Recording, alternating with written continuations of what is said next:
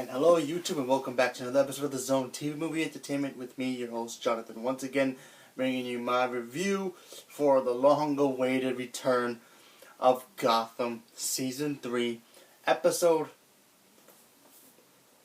15, I believe? Yeah, 15. I'm sorry, it's been a long time waiting for this to come back. Now, to recap what happened prior to this episode, we've got to go back a little bit. So, if you haven't seen it, spoiler, sorry, but obviously you should know that the Penguin had a crush on Edward Nygma, obviously, and he basically killed the new love of his life, which was Isabella, who looked like Miss Kringle.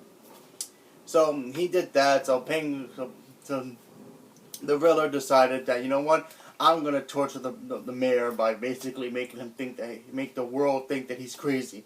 You know, making him look like he's seeing ghosts or people from his past that he killed, and you know, and basically at the end of that episode, he shot the mayor and left him for dead. Now, obviously, we know that he's not really dead, but Nygma does not know that.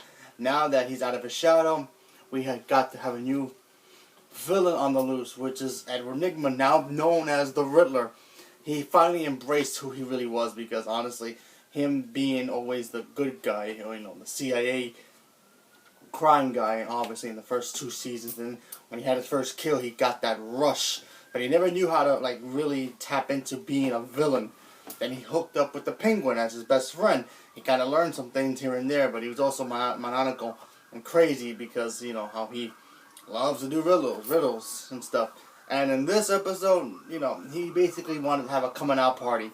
You know, so obviously Jim Gordon wasn't in this episode. He was in the episode, but he wasn't in Gotham. He was visiting his uncle, who's the actor, I don't remember his name, but he was in Mortal Kombat 2, Annihilation. He played Raiden. And he was also in Too Fast, Too Furious as the main FBI agent. Very cool guy. So, while he was dealing with that, Nygma was playing games with Harvey Bullock and Lucius Fox, who basically he was just killing people left and right. And he went and basically concocted like electricity over a chess game. You know how when you play professional chess game and you have the clock, and when you press at the time and you stop the clock, obviously people got shocked, so they had to stop him in some way. And then of course he kidnapped Harvey Bullock and tied him to a chair, and he wanted Lucius Fox to play his game because he wanted a villain for himself to be his adversary and his other half. He says always, you know, a villain's always good as strong as his heroes. So he wanted James Gordon, but he wasn't there. So he used Lucius Fox, and of course Fox beat him, and then now he decided to call himself the Riddler. So now the whole world knows that he's behind the whole disappearance of the mayor. Oh, by the way, he was taking some weird pills also, and he was having illusions of the mayor with him, you know, all covered in seaweed and stuff, all messed up because he was in the ocean or the river or whatever. So he was having illusions about him. Meanwhile, we find out the mayor was actually alive and hanging out with Poison Ivy, or Ivy, the adult version. So he's fine. He'll be back eventually. Who knows when, but he'll be back. But yeah, I really dug this episode. I mean, obviously the Riddler is one of the coolest characters ever. They really made him awesome. You know, he went from being, you know, that side character. You're not sure if he was going to be good, but he ended up being really, really good. Like the Penguin. The Penguin became a star in this movie, in this show. And now the Riddler can now really shine because he's been really, really good in this show a lot. And I really like his character, so that was cool.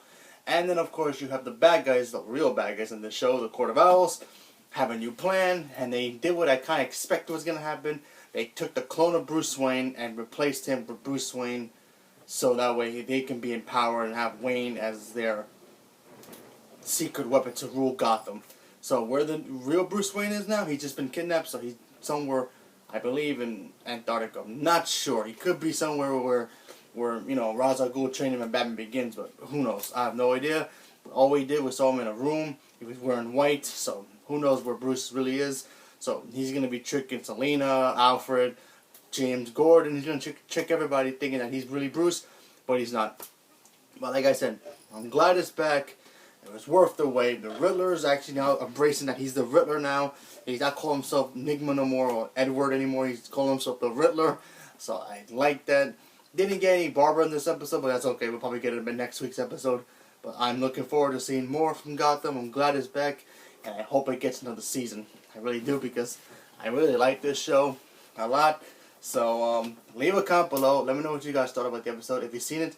And what are you looking forward to the rest of the season?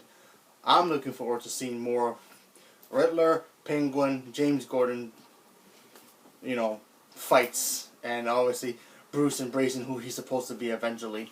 And yeah, I'm looking forward to seeing that. And of course, the path that Selena Kyle is going to be taking eventually. See how that turns out. And, I think Gotham's a good show. So leave a comment below. Let me know what you guys thought. And thank you and have a good day.